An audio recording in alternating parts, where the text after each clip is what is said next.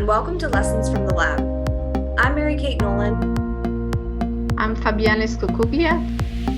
And I am Mahshid Niknahad.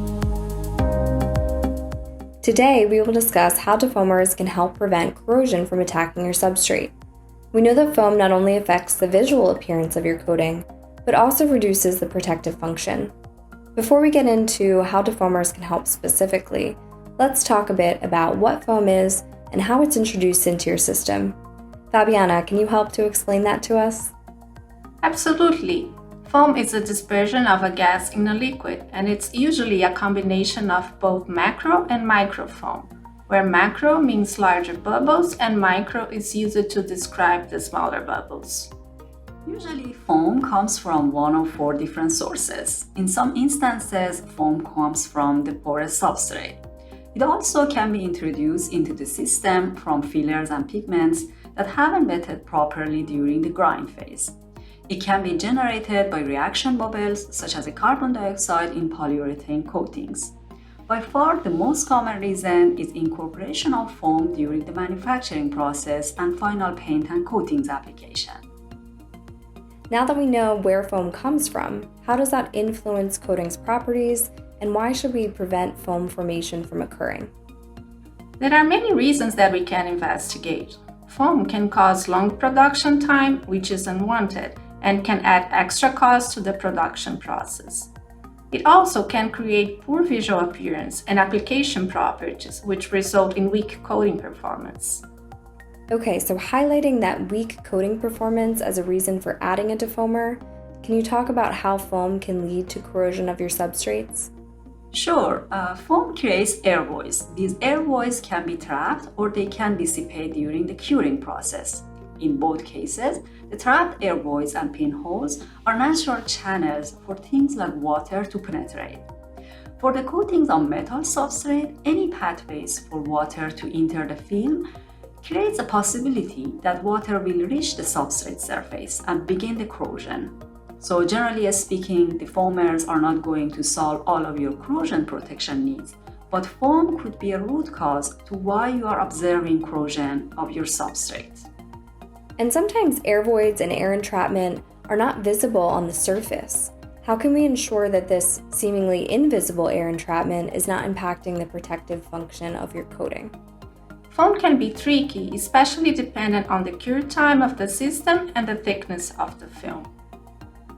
We have a few methods that can be utilized. First is simply running corrosion testing, whether this is by ASTM B117 or the ISO methodology. If your coating is showing spot rusting in the field of the panel as opposed to the scribed portion, this can be an indicative of the foam. We also incorporate air into the system through different application methods, for example by spray, roll, or brush. For instance, if we use airless spray application, this can lead to stubborn microbubbles. After the coating cures, we take a blade and get a cross-section view of the film. Then we evaluate the cross-section under magnification to see if there are air voids present even if we cannot see them on the surface. We use this method as a faster way to screen the additive before running the corrosion testing, as it can take many hours to observe the rust. Taking one step back, how do defoamers work to eliminate foam? Foam exists in the system because it's stabilized. Stabilized by the various surfactants, by electrosteric and repulsion interactions. This causes the layer encompassing the air void, which we call the lamella, to stay intact, and the air void cannot break. Defoamers are able to penetrate and destabilize this lamella, allowing the coating to fill into the void. And as far as defoamer selection goes, how do you recommend customers make their selections? First and foremost, I would recommend avoiding foam stabilization. What does that mean? Optimize your production process with the proper blade, shear, and tank size. Make sure your pigments and powders are wet out properly with wetting and dispersing additives, and optimize the application type and process, so defoamers should be the last line of defense. When you get to selection, there isn't one defoamer that is better for corrosion protection than another. The key is finding a defoamer that is incompatible enough to effectively eliminate the foam, but compatible enough that does not cause film defects such as fish eyes or craters. BIC offers 3 types of defoamers: polymeric, silicone, and mineral oil-based. Most frequently for aqueous systems, we have hydrophobic particles as well, which help the efficiency of the defoaming. They usually have emulsifier and some sort of carrier, which can be water or solvent. Exactly. Like most of our additive selection, we need to understand basic formulation information, such as the chemistry of the resin. Is it an alkyd, is it an acrylic emulsion, or an epoxy? And we need to know where the foam is being created, so we know when to introduce the defoamer. It is very common to have more than one defoamer in the formulation, or adding one defoamer in multiple steps. Also, knowing the application process is obviously an important piece of information. Brush and roll, spraying, graphic art application all make a big difference when choosing the correct defoamer.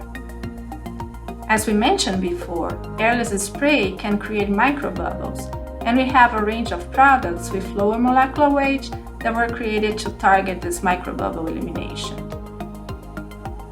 Some other questions that customers are often asking are, where and how do you add the defoamer? How long and how much shear force do you need to incorporate them? And finally, what is the optimum dosage level for these materials? Point of addition is very important for the defoamer. We need to know specifically in which stage of the manufacturing process foam is being generated, so defoamer can be added in the same stage. The type of the defoamer is also indicating where we add it and how long the defoamer needs to be incorporated. For example, a defoamer for the letdown stage does not need to be added in high shear or longer time, but defoamer designed for the grind stage is typically more incompatible and needs high shear and longer time of incorporation. For the dosage level, like every other additive, we always recommend doing the ladder study. We recommend testing compatibility, heat edge stability, and the 2 methods that we share to evaluate the foam in the bulk of the coating. If our customers need more information or help with selection of their defoamer, what's the best way for them to reach out? If you would like to know more about the defoamer recommendations, we have a selection tool in our website that can provide the information about each specific product group, including defoamer for each specific application. If you also prefer reaching out for the technical support, please call our help desk or directly contact our sales rep. Thank you both for your expertise. It sounds like when we think about corrosion protection, adding the proper defoamer to your system enhances the barrier properties, which will then help to protect your substrate from rusting. That said, there are many products and chemistries available in order to do this, and it's heavily dependent on the type of system that you're working with and how the foam's being stabilized in the first place. Thanks for joining us today.